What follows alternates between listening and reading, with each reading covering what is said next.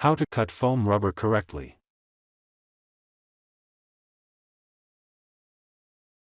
A simple kitchen knife with this shape.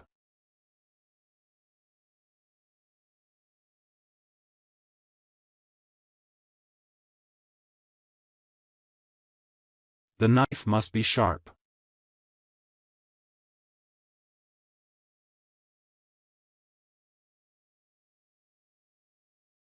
Mark the required size on the foam rubber.